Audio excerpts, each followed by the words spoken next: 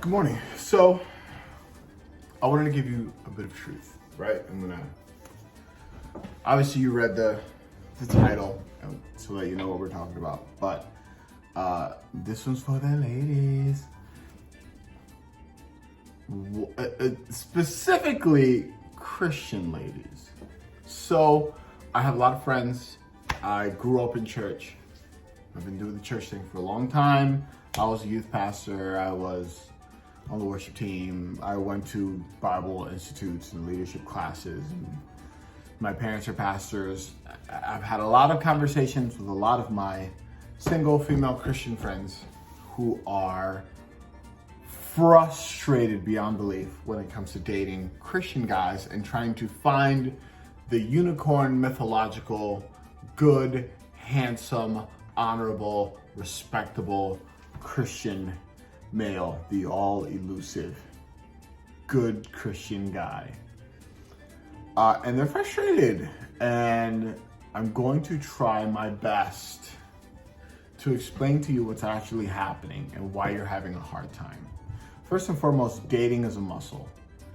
1/3 of men under the age of 30 are actually virgins. What does that tell you about men? And why it's so hard to find men? A lot of men, especially Christian men, I gotta be honest with you, just don't really go out that much. A lot of Christian men are in their small church. A lot of Christian men are at home playing video games, trying to not sin.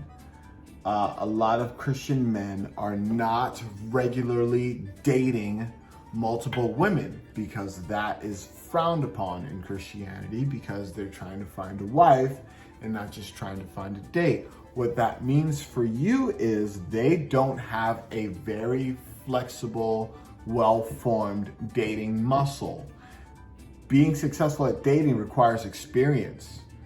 And Christian men are terrified of rejection. Not only that, we were told that God has a wife for us, that there's this one mythical unicorn woman that's the one that's for us. Christian men are terrified of messing up and not finding that one woman. And when you have a whole bunch of men that are being told that God has someone for them and that at some point their virginity will end, their expectations of what that is significantly unrealistic.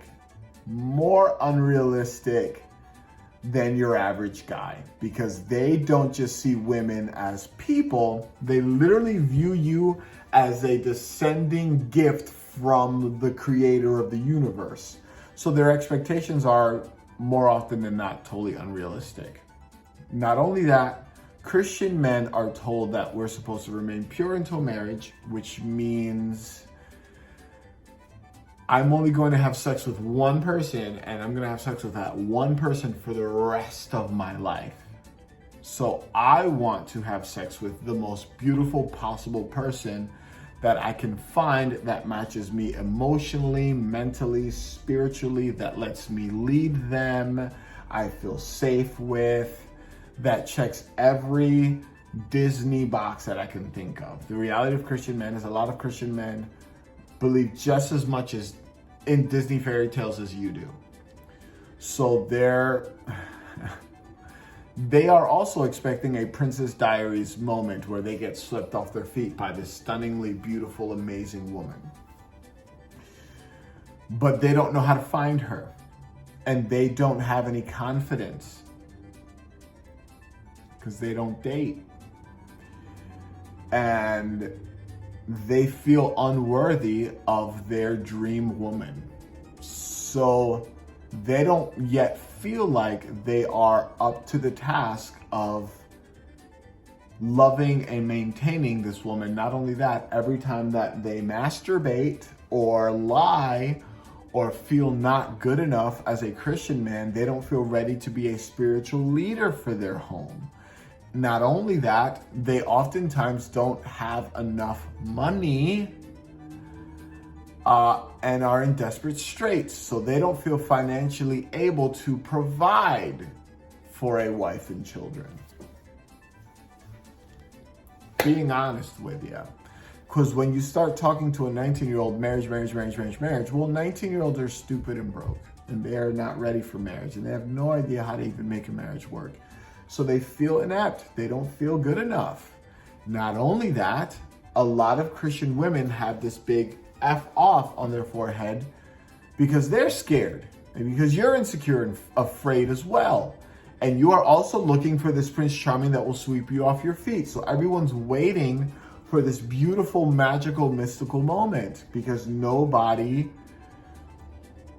has realistic expectations for their life, because they're expecting God to deliver them from singleness as if it is a disease, instead of this amazing gift where you get to do whatever the hell you want and date a bunch of people and find out what you like and go dancing with multiple people, which is what you're supposed to do, while working on yourself.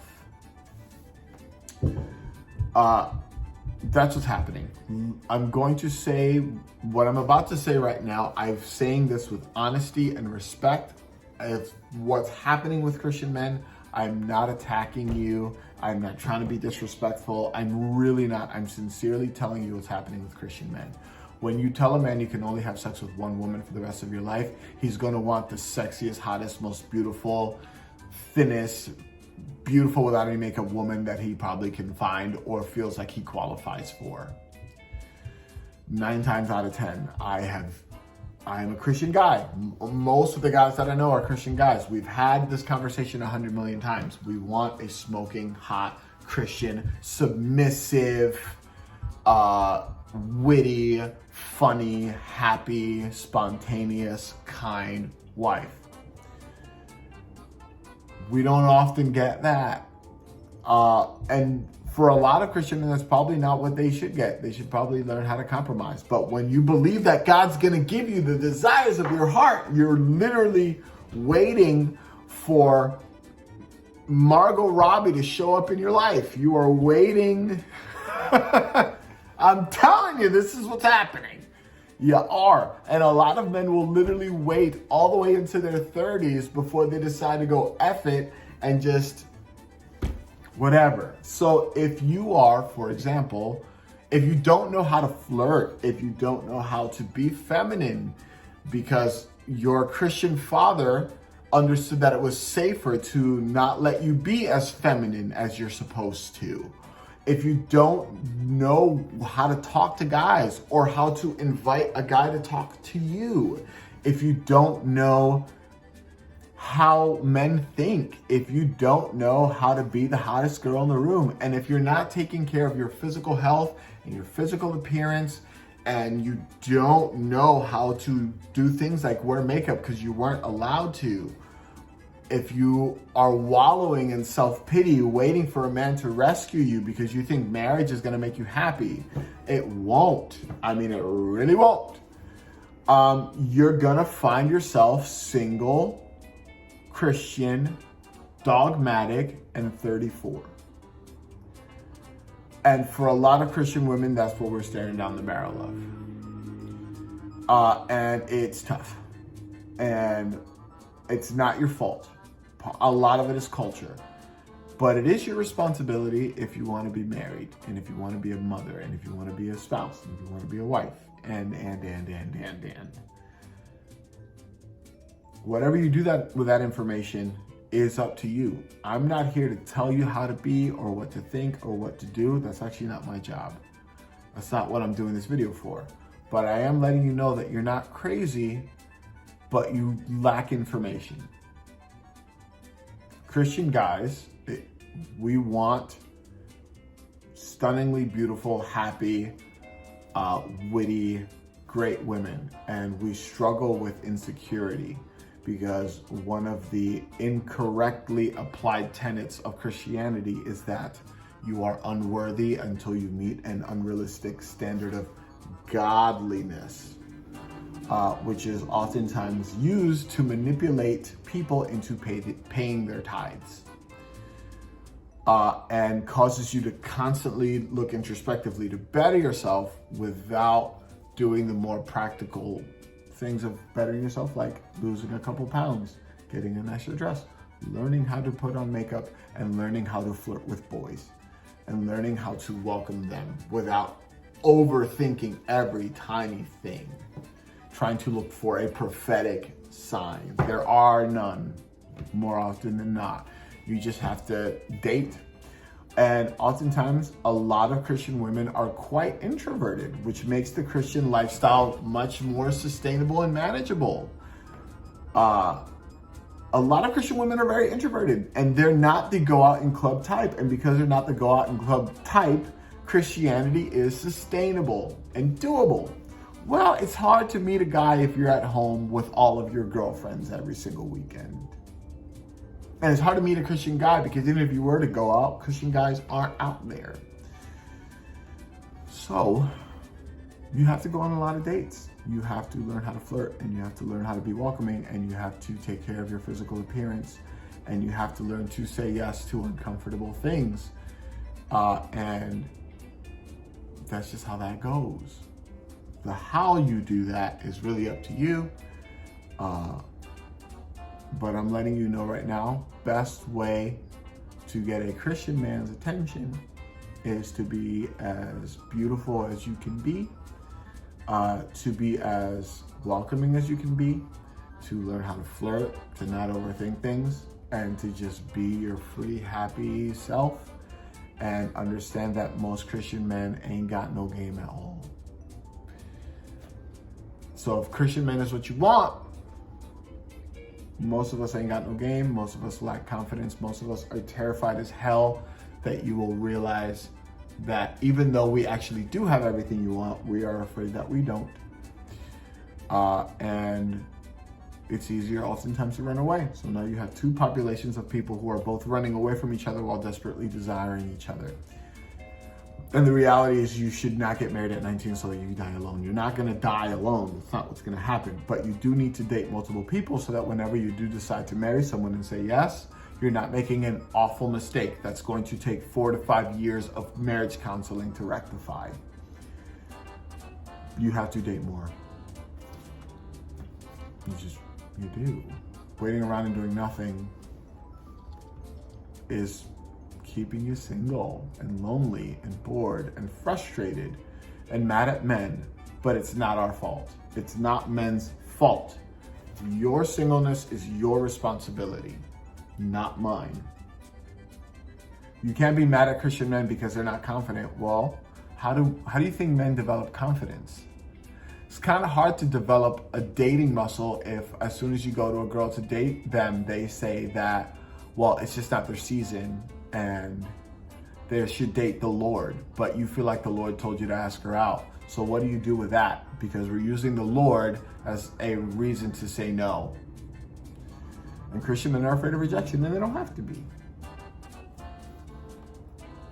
So, learn how to flirt. Lose a couple pounds, wear a dress, be happy, be yourself, be excited. Stop trying to make a husband occupy your Jesus role in your life, and learn how to be happy being single, because the most attractive thing to men are single women who are excited about being single. It means that there's something that I can pursue. And if you let yourself be pursued by me, by responding to my text messages, if you make yourself available to me, it feels like I'm conquering you. And when I feel like I'm conquering you, I feel like I'm doing the Lord's work. Learn how to flirt. That's all I got. I hope that helps. And if it doesn't help, and if that pisses you off, put it in the comment section why it pisses you off. Let me know. But I'm not wrong. So if it's angry, you're angry at the reality of this, not at my opinion, because it's not an opinion. It's what's going on. And most single Christian men will never let you know what's really happening because they're scared of you, because you're scary. Sorry, but I'm not sorry. Thank you. Y'all have a wonderful day now. Bye-bye.